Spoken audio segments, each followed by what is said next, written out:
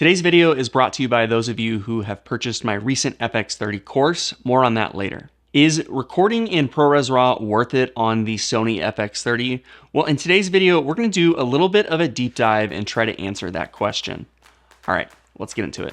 If you're new around here, my name's Riley, and I'm a filmmaker who's produced documentaries on different continents around the world using the gear that I talk about on this channel. So if you're into making documentaries or films with small crews, then you're in the right place. Consider subscribing and following along. All right, back to the video. The Sony Fx30 is an amazing little camera, especially for the price, and it produces a really beautiful 10-bit image when you're recording internally. But the Fx30 also has the ability to record in 12-bit ProRes RAW.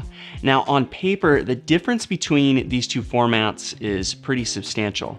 A 10-bit image is going to get you about 1,024 different tones of the different color variations, whereas a 12-bit color space is actually going to get you 4,096. So this is all going to allow you to push your image a little bit further, bend your curves a little bit further, and just have more room when it comes to pushing and manipulating colors to where you don't see a lot of banding or having your image fall apart if you're doing a heavy color grade. You also increase the amount of resolution when you're recording in RAW because the sensor is 6K. And in addition to that, we also get the added flexibility of being able to change our ISO and white balance in post. And so if you mess up on your white balance or you need to change your ISO to change your exposure really quickly, you have the ability to do that when you're working with a RAW codec. Now, it is true that if you use the Sony Catalyst Browse software and DaVinci Resolve, I believe you can change these settings with the internal 10-bit codecs, but a lot of us are using Premiere or Final Cut and aren't using those two programs, and honestly, just because you can change it in DaVinci Resolve doesn't mean you're gonna have quite the same flexibility as if you're using a RAW codec where none of those settings are baked in, and you can just, with the flip of a switch, adjust your white balance and color correct your image.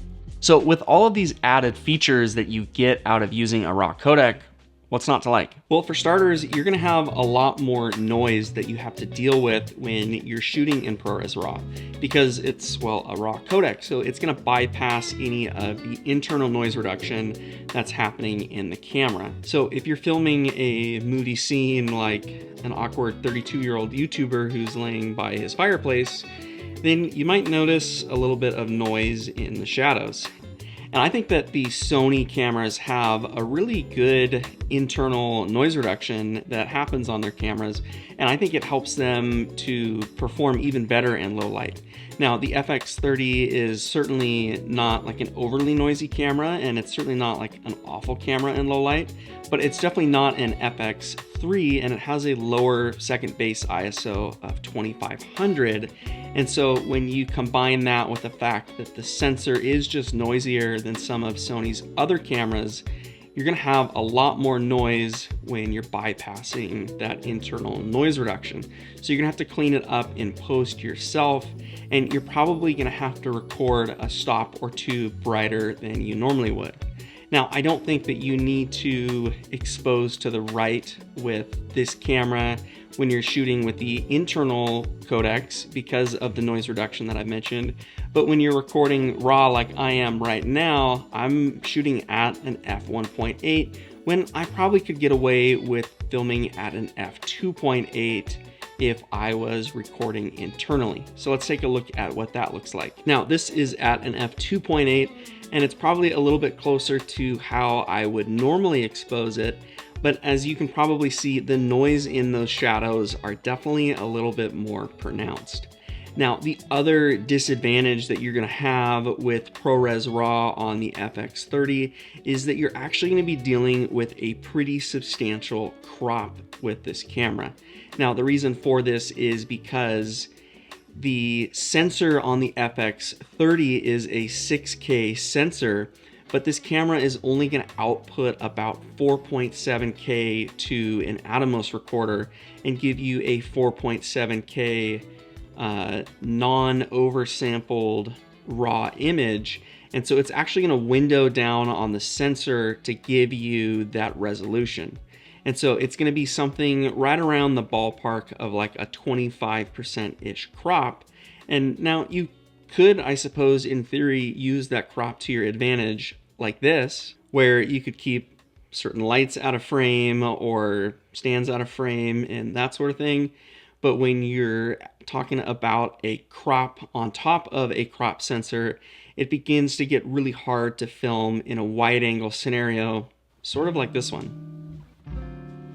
Now, this hallway is fairly tight, but when I'm filming in ProRes RAW like I am now, it's even tighter. Like, I'm definitely getting a decent haircut from this, but I'm pretty wide at 18 millimeters. And so let me show you what this looks like when I turn the RAW off and you can see the full width of the sensor. Now, this hallway is somewhat small, but there's like 6 feet between me and the hallway right here, and so there should be more than enough room with a wide angle lens like I've got on with an 18 millimeter lens for me to be able to put the tripod and be able to get a simple shot like me walking down this hallway. And so as you can see, there are some pretty substantial constraints when using ProRes RAW and having to deal with the crop factor, especially in tight environments. Now, I think if you're just out getting B-roll where you're on a long lens and the B-roll that you're shooting is a long ways off, then that additional crop might be helpful. But if you're shooting people and you're indoors and you're in a tight environment like I find myself right now, that is just gonna add an extra headache where 18 millimeters suddenly isn't wide enough. I would need to shoot this scene on like a 12 millimeter to be able to get me walking through here. And then all of a sudden you get into stuff like distortion, and potentially that 12 millimeter lens doesn't open up to f1.8 like this does. And you just have a lot of other headaches when you're dealing with lenses that are in that like really extremely wide end that you would need to use because you have a crop on an already crop sensor. If you enjoy this type of deep dive content into the FX30, then I would encourage you to check out the course that I just released called Getting the Most Out of Your FX30. In this course, there's 19 video modules and over 2 hours of content covering everything from how to customize the different buttons on this camera, expose for S-Log3 in run and gun environments, and then as well use the different modes like SNQ and Cine EI. This course is designed to help you get the absolute most out of this camera, especially if you're someone who is working in fast-paced run and gun environments like I am. The link to this course is in the description below, and I've priced it at under $40 to keep it affordable. All right, back to the video. So is recording in ProRes RAW worth it on the FX30? Well, that's obviously going to come down to you and your individual use cases. But for me and what I use the FX30 for, I'm going to say it probably isn't.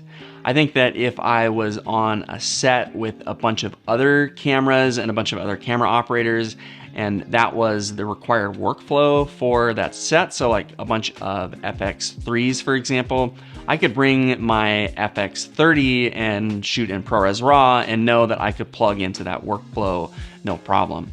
But if I'm using the FX30 on a job, or even just kind of doing something like this for YouTube, I think that a lot of those cons really take away from the pros, and especially because the FX30 already has a really excellent 10-bit image that you can get internally. I don't think that it's necessarily worth it.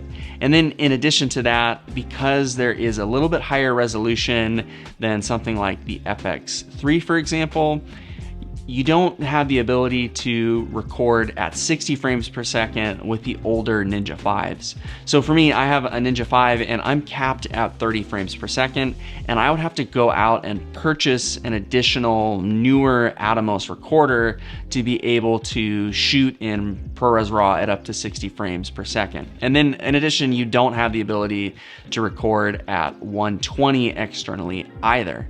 And so it is a pretty expensive investment to shoot in ProRes RAW when you start to add up the price of the Atomos device, the price of additional batteries, the price of the SSDs, the cost to store the larger file sizes, and that's all for like a pretty marginal improvement to the image quality when you start to factor in things like the increased noise, the smaller field of view, and just some of the headaches of having to carry around extra batteries, keep the batteries for the monitors charged, and so on and so on. So for me personally, despite being a big fan of ProRes RAW and talking about it a lot on this channel, it's probably not something that I'm gonna be using on the FX30 very often.